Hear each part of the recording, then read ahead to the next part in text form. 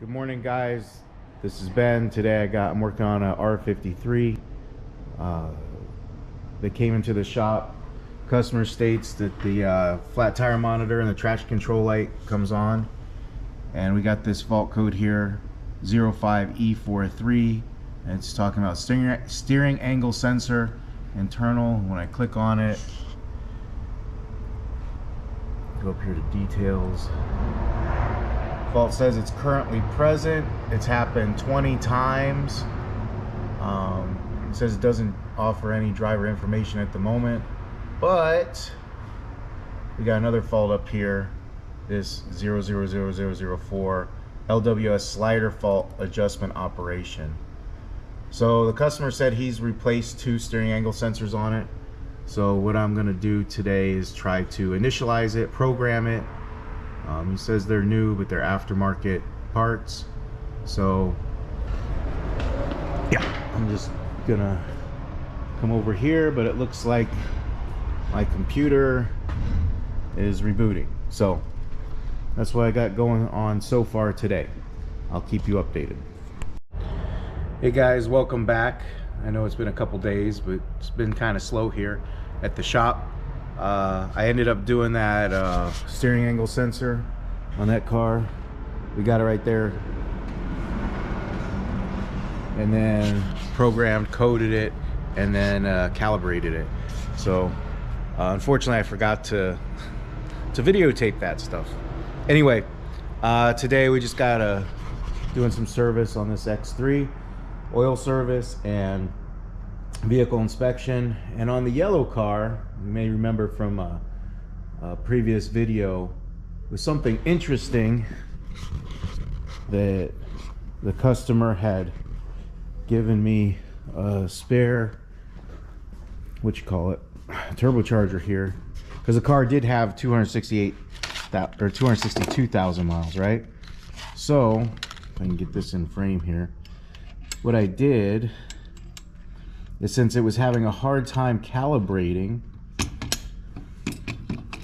this little nut right here, I don't know if you can even see that, this little nut right here, since it was having a hard time calibrating it, what I did is I just made an adjustment, and I moved it and saw if the wastegate was going to get calibrated, and it did.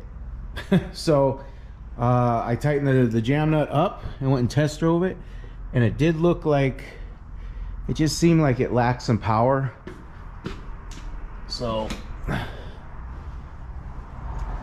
you know, the turbo's probably, I don't know if you can see up in there, right there. So more than likely it's the turbo and not the DME like we had previously thought. So anyway, yeah, I'm gonna get to work doing the oil service vehicle inspection on this. I do have to test drive that one more time for the steering angle sensor, and that's kind of what I got going on today. So all right.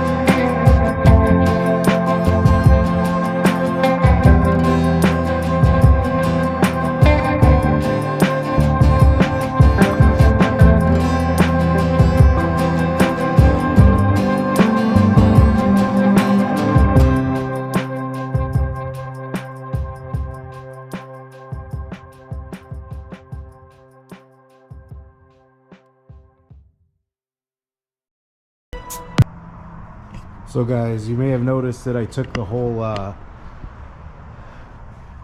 splash guard, under guard thing off. This is a new customer, and I just wanted to be really thorough as far as, you know,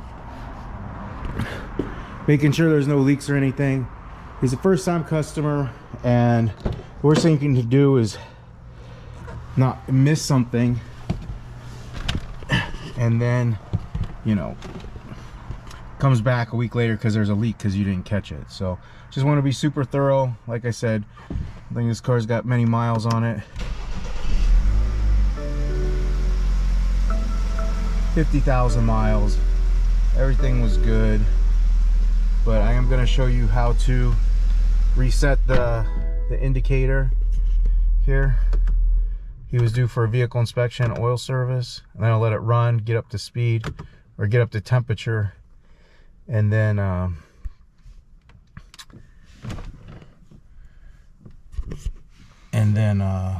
check the level.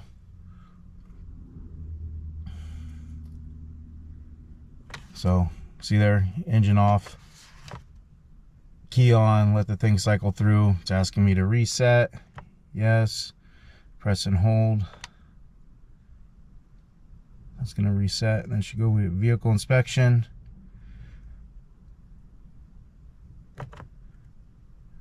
Another 450 miles, reset possible. Nope, they don't want me to do that. Come on. Reset possible. Check. Press and hold. Yes. So then the only thing I have left to do is the cabin filter, and basically that's behind the glove box here. So I'm not gonna let you guys watch me do that, because, you know, that's just gonna be, it is what it is. There's other YouTube videos of people replacing that, but you know, I think I'm just gonna let it idle here. And then he also had a concern about his flat tire monitor. So that'll be it. I'll check the tire pressures, and then change the cabin filter, and then go for a test drive. So thanks for joining me today.